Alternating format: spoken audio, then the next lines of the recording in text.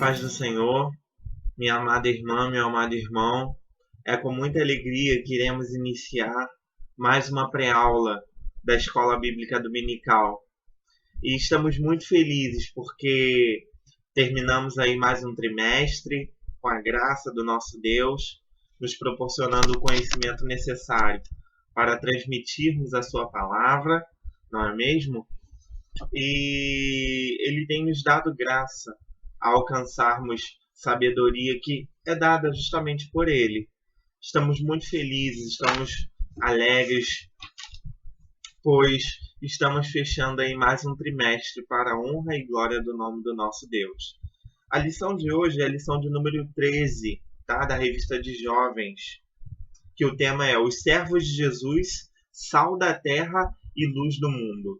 Esse tema é interessantíssimo, porque Cristo, quando veio até esse mundo, ele nos deixou um legado e nos colocou adjetivos, eu posso dizer, de tamanha responsabilidade, né? Ele diz para os seus servos que nós, cristãos, somos sal da terra e luz do mundo.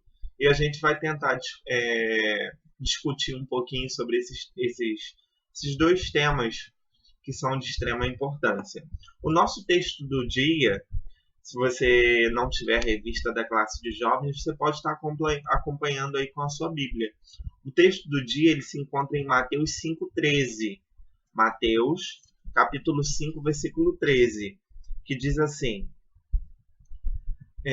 Vós sois o sal da terra, e se o sal for insípido, com que há de salgar? Para nada mais presta, senão para lançar fora e ser pisado pelos homens.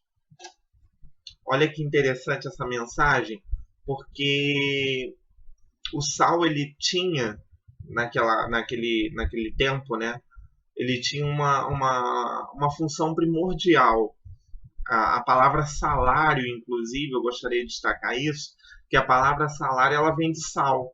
Ela era como a pessoa trabalhava e recebia em sal, né? E ali ele fazia a troca por algum outro material. Era o que a gente chamava de escambo, né? Então, o sal, ele era primordial, ele era essencial. E até hoje ele se torna um fator essencial à vida humana, porque ele serve para diversas coisas, né? A gente observa que ele conserva uma carne. Então, o sal ele tem essa função de preservar. E Cristo justamente veio colocar isso num cenário no meio ambiente. Ele veio meio que inserir isso dentro do nosso contexto. Nós, quanto igreja, somos sal da terra. Uma terra seca, uma terra infrutífera, uma terra da onde que talvez não saia nada. Nós somos esse sal que vai naquela terra e transforma, que vai naquela terra e muda as coisas através da pessoa de Jesus Cristo. Então, o interessante é que o nosso papel de cristão é de sermos sal, é de preservarmos as nossas próprias vidas perante uma sociedade completamente destruída pelo pecado, diante de uma sociedade completamente contaminada pela corrupção. A gente observa aí tamanha corrupção na nossa política. Inclusive, eu gostaria de destacar que nós conversamos sobre isso na aula passada. Se você é professor, se você é aluno, ainda não assistiu a aula de número 12, faça isso, tá? É essencial, tá? Uma aula muito interessante e eu tenho certeza que vai te edificar. Então, nós discutimos isso, que na política a corrupção já passou de 100%, né? É interessante isso que a gente observa e fala, meu Deus, mas como assim? Tantas coisas acontecendo e quantas pessoas muitas das vezes se tornam inertes, não é mesmo? Se torna uma pessoa, uma incógnita no meio da sociedade. Não. Deus nos chamou cada um com um propósito, com um papel, um ministério. E o interessante disso, professor, é você destacar para o seu aluno que ele sim tem essa responsabilidade, ele sim tem esse ministério. E nós precisamos fazer essa diferença na nossa sociedade, no nosso tempo. Não tem aquele hino que diz assim, que não seja preciso que se levante outra geração que vá avante. Então a gente percebe que Deus, Jesus Cristo, através da figura de Deus, né, de Jesus Cristo, ele nos chama a uma responsabilidade. Ele nos chama a um compromisso. E ele nos adjetiva e diz, olha só, eu estou confiando em vocês. Eu estou apostando em vocês. Vocês são o sal da terra. Vocês que vão preservar essa sociedade do mal, do maligno, das más conversações, porque as más conversações corrompem os bons costumes. A própria Bíblia nos diz isso. Ela nos afirma isso. E a gente começa a entender que o nosso papel aqui na Terra, quanto cristão, é um papel de extrema importância e de tamanha responsabilidade. Amém? A nossa síntese diz assim: os discípulos de Jesus foram chamados para testemunhar a fé em Cristo em todas as esferas da sociedade. Olha que interessante, porque Deus nos chamou para não nos corrompermos, mas para sim transformarmos a sociedade através da mente de Cristo. Né? Pensando agora nas coisas que são de cima, eu prossigo para o alvo. Mas o que muitas das vezes nós vemos nas nossas igrejas são conceitos totalmente diferentes desses. Sabe por quê? Porque muitas das vezes falar sobre isso não dá ibope, não é verdade? E eu preciso falar. Eu preciso falar, doa quem doer. Porque a palavra do Senhor precisa ser pregada com veracidade. A palavra do Senhor precisa ser pregada com honestidade. A palavra do Senhor precisa ser pregada com respeito. A síntese nos diz isso. A síntese nos alega isso. A síntese nos respalda sobre isso. Porque somos discípulos de Jesus. Discípulo é aquele aprendiz. É aquele que foi delegado a uma função e que está prestes a resolvê-la com êxito. Cristo nos delegou essa função de sermos sal da terra, de sermos luz do mundo, de sermos esse diferencial enquanto cristãos. Vamos à nossa introdução? Nossa introdução diz, acompanhe aí: os discípulos como sal da terra. O valor do sal nos tempos de Jesus. O primeiro símbolo utilizado por Jesus, referindo-se ao discípulo, é o sal. Um importante elemento com características bem peculiares e úteis para o ser humano. Em Israel, olha que interessante, o sal era uma iguaria valiosa, usada para temperar os alimentos, fertilizar o solo, até mesmo como produto medicinal. Então a gente observa que o sal ele tinha um papel muito importante na sociedade e ele ainda tem esse papel. Sabe por quê? Porque nos tempos de Jesus não existia o que nós temos hoje. Né? Esses eletrodomésticos portáteis, essas coisas que a gente consegue transportar hoje de fácil acesso de um lado para o outro. E essa tecnologia totalmente avançada. Hoje nós temos freezer, hoje nós temos refrigeradores, frost free, nós temos conservadores. Então o sal hoje ele tem um papel mais de dar sabor, né? Ele consegue dar sabor em uma comida. Se você já comeu uma comida sem sal, você sabe muito bem disso, né? Uma comida sem sal, você pode colocar todos os temperos necessários, mas se você não colocar o sal, não adianta. Então o sal ele tem esse papel primordial de salgar, de dar sabor, de trazer, de avivar, a verdade é essa, né? De avivar algo. Ele consegue colocar uma comida que antes não tinha sabor nenhum, ele consegue dar um sabor total. Né? E as pessoas dizem aí que eu uso sazon e tal, as pessoas até brincam um pouquinho com isso, né? Eu coloquei um pouquinho de amor e tal, fazendo até uma propaganda aí. Mas se você não colocar sal, não adianta sazon, não adianta tempero misto, não adianta nada. O sal é primordial no alimento, porque é ele que dá o sabor necessário para que aquela comida se torne uma delícia. Então nós somos esse sal. Nos tempos de Jesus não existia, como eu estava falando, esses eletrodomésticos. Então as pessoas elas recebiam através do sal, elas temperavam a comida através do sal, elas preservavam os alimentos com sal. E hoje, eu e você somos sal. Continuamos sendo sal. O que eu quero colocar, professor, diante disso, é o tamanho da nossa responsabilidade. E eu tenho certeza que Deus nos chamou para fazer a diferença nesse mundo.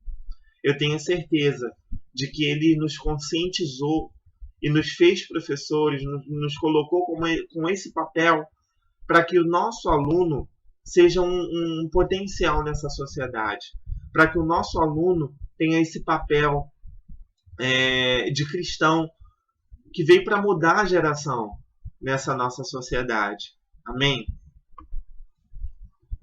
Propriedades do sal, tópico 2. Para compreendermos simbologia utilizada pelo mestre, precisamos conhecer duas finalidades essenciais do sal. E é o que eu já disse, preservar. Naquela época, e de mesmo nos dias atuais, o sal era utilizado para conservar alguns alimentos contra decomposição natural. Inclusive, o sal ele era utilizado até como forma medicinal. Ele servia até como, bem dizer, entre aspas, um remédio. Ele servia como esse remédio para que pessoas fossem curadas de determinadas enfermidades.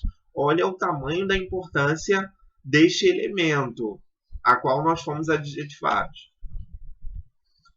A inutilidade do sal. Jesus, porém, advertiu acerca da inutilidade da falta de sabor. E se for insípido, com que há de salgar? Para nada mais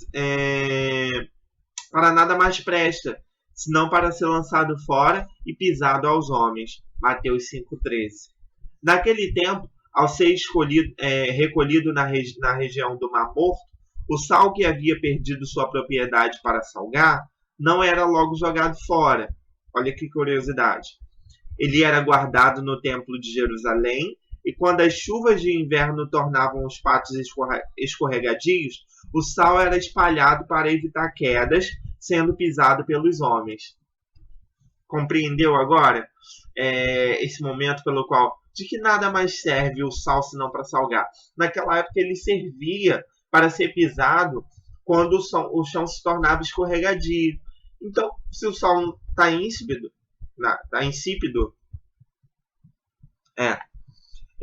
ele não serve para salgar, ele só serve para ser pisado. Interessante também que nos países frios, né, o sal ele é colocado para derreter a neve. Não sei se você já viu em alguma reportagem, se você já viu em alguma matéria jornalística, né? O sal sendo colocado, inclusive eu já vi nos Estados Unidos, quando tem uma crise de neve, tem uma tempestade muito forte e as pessoas não podem sair das ruas, né? O governo ele coloca o sal na rua para que aquela neve ela derreta e as pessoas consigam assim se locomover. Os discípulos como a luz do mundo. O interessante também, uma curiosidade, é que antigamente se falava muito um ditado popular, né? Não vale o sal que come. Não sei se você já ouviu falar sobre isso. E na época da escravidão, os escravos, né? Eles comiam também essa figura do sal, ela era muito representativa. Então, quando o escravo ele não conseguia fazer o seu papel, qual foi delegado, as pessoas o taxavam que não vale o sal que come. É só uma curiosidade aí, professor, para você estar passando para o seu aluno também um momento de descontração, né? Os discípulos como luz do mundo, a transparência da luz. Agora a gente vai falar um pouquinho a respeito da luz, tá? Nós falamos a respeito do sal, né? Nós conseguimos extrair o que de melhor temos desse texto e a gente vai tentar falar rapidamente da luz. O segundo símbolo rico do significado atribuído pelo Senhor aos discípulos foi a luz. Uma das magníficas obras de Deus na criação. A luz ilumina e aquece os ambientes, e no lugar em que as suas ondas chegam, as trevas se dissipam. Glórias a Deus. Ela simboliza a transparência de vida cristã, testemunhada numa sociedade, numa conduta reta e virtuosa, vista por todas as pessoas. A verdade subjacente dessa analogia é que a postura do súdito do reino deve ser exemplar, ainda que o contexto social e a cultura caminhem na direção contrária. Então a gente observa como figura bíblica a respeito disso. Nós temos diversos heróis, né? Heróis da fé, heróis que foram luz, que marcaram a sua geração. Nós temos João Batista, né? Que foi o precursor, aquele que preparou o caminho para o nosso Senhor Jesus Cristo. Nós temos Davi, que foi conhecido como segundo o coração de Deus, o homem segundo o coração de Deus. Nós temos Abacuque, nós temos Naum, nós temos Jonas, nós temos pessoas que foram chamadas para fazer a diferença. Nós temos o apóstolo Paulo, aquele que se tornou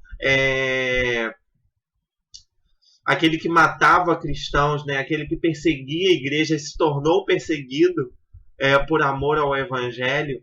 Então nós temos na nossa Bíblia, na nossa conduta, diversos personagens que foram referenciais para nós, que foram luz, que foram sal.